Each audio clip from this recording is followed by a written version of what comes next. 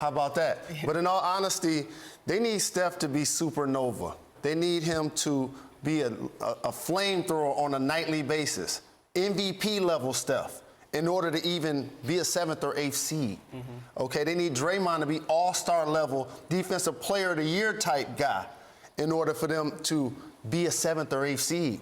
If they're not doing that, it's going to get ugly, and my brother Jay Will may look right like a genius. Stephen's going to get double-teamed, triple-teamed. Draymond's going to have to make shots. I mean, this is like a new city, new arena, and the 4th youngest team in the league all of a sudden. Like, this is not the same team that we had last year, losing Sean Livingston, using Andre Iguodala. Like for the Clippers, I know they're the Clippers, but for them to score 46 points in the 3rd quarter, like that goes about D'Lo and Steph also kind of being liabilities defensively on the court, too. They don't play defense. That's a problem. The 141 points, that's the most that a Golden State Warriors team has given up under Steve Kerr, which is obviously a surprise and a big question mark defensively for this team. Yeah, and I think, listen, this is a team now that has to practice every day. This isn't a team with the group they had who practiced a lot. Now they have to do that. They have to have much better habits than they even had on those championship teams, because they were able to get away with a lot because of the length of Kevin Durant, the defensive ability of Andre Iguodala, one of the best of his generation. And this is a team with a lot of young guys who don't defend, who haven't done much of anything in the league.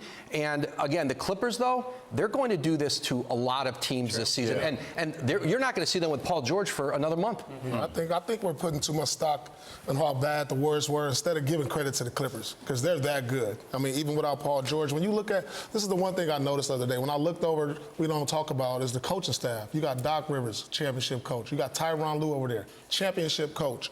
You have Sam Cassell over there, championship player. And so this team has everything it needs to succeed. And the way they're built, when Paul George comes back, this team is going to be dominant, and it's showing early. All right, you talk about championship players. Let's go to a game that featured 3 former MVPs. That's the Milwaukee Bucks taking on the Houston Rockets. Yeah, it's kind of crazy to think about it, but the last 3 MVPs were playing in this one. Obviously, all of our eyes were on Harden and Westbrook, trying to figure out how they would mesh together. Ultimately, they played 21 minutes together. We saw them having a heated discussion over by the scorers table. Westbrook, 24, 16, and 7 assists. Harden, 19 points, 14 assists, and 7 rebounds. Not bad for both of them. The question is, do we like the way that they're played? Because at all times, one of them was on the court, and they spent 21 minutes together. I love the way they play in the regular season. I think they're going to win a lot of games. I just think that's a bigger issue for the playoffs. I mean, look at the scenario. It was 101 to 100. Giannis fouls out. And we're going to break that. Like, the last 5 plays, they ran the same plays over and again. A cross screen, okay, and then a down screen. Chris Middleton knocks down, like, poor communication. They just don't talk, right? In the half court, once again, cross screen. Here comes the same play. They go small. They play P.J. Tucker at the 5. I mean, it goes into a little bit of a disadvantage. Brook Lopez, kick out the Ilyasova, knocks down an open shot, right? Once again, those communication styles in the last couple of minutes of a game in a half court, post-up play a game, same play. Brook Lopez. This is what happens when Houston goes small. P.J. Tucker at the 5. You're not going to be able to stop a guy who is 6'10", 270.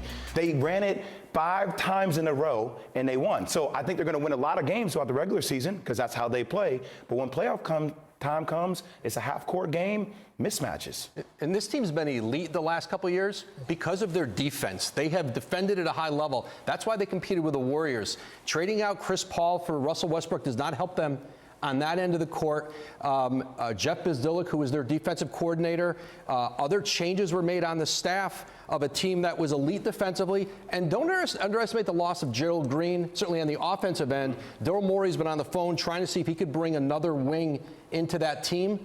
But they don't really have anything to trade. They don't have picks right now, and it's going to be hard for them to improve their team and replace Green. I really like this team, though. I like a lot of things that I've seen from the Houston Rockets. I mean, James Harden is not going to make 2 shots. I mean, let's just say that right there. He's not going to be that bad. They should have won this game yesterday, and I think they will be a contender in the Western Conference. I like the pace that Westbrook is playing at.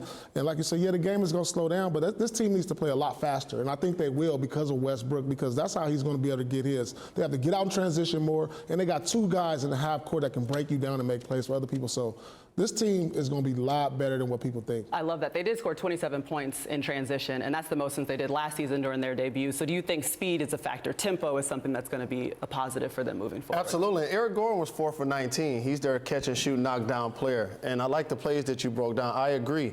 when the Greek Freak goes out of the game, you hope to find a way to get that game. But having two guys that are recent MVPs, once the playoffs come, they have the opportunity to be dominant individually and together. We're gonna be a lot of nights we're looking at the score sheet, and both of those guys have triple doubles in the same game. And that's gonna be crazy. They got better with Westbrook. I agree. Rockets lost that game last night. They did. They lost that game last night. Opportunity to win when Giannis goes out with 5 minutes That's left. coaching. Thanks for watching ESPN on YouTube. For more sports highlights and analysis, be sure to download the ESPN app. And for live streaming sports and premium content, subscribe to ESPN+.